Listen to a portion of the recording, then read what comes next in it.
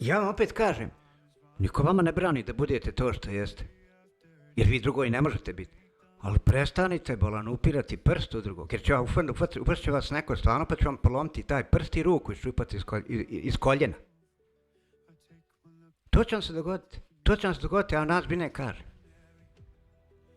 Nestat ćete se iz Bosne i Hercegovine. Isto kao što su Srbi nestali iz Hrvatske, tako ćete vi nestati iz Bosne i Hercegovine.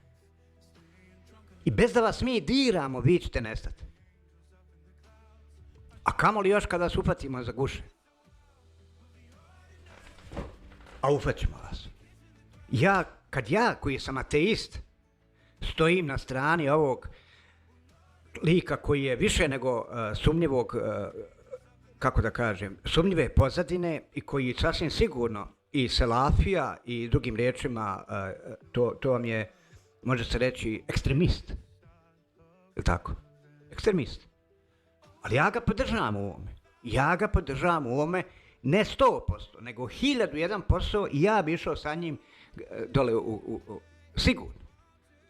Ne da klanjam, nego da pucam u one koji budu pokušali nasrnuti na ove. Razumiješ? A vi prizivajte da vam se dođe. I mislite da će, ako se bude dolazilo, tek tako doći ovce na klanje, da ćete vi nešto moći i koga. Bujrum.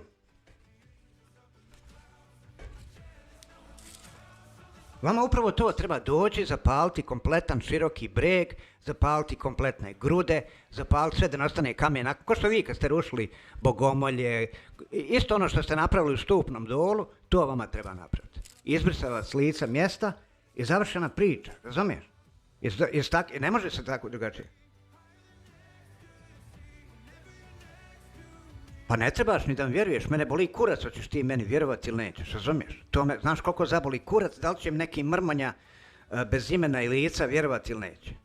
I neko ko guzicu ne opere nakon velike nužde. Znaš koliko je meni sad to baš bitno? Da li ćeš ti meni vjerovati ili nećeš? Vjerovat ćeš kad ti sprašim ja kuglu u čelo, onda ćeš vjerovati. Onda ćeš vjerovati. Ili nekome tvojom. Onda ćeš vjerovati. Ali će biti kasno.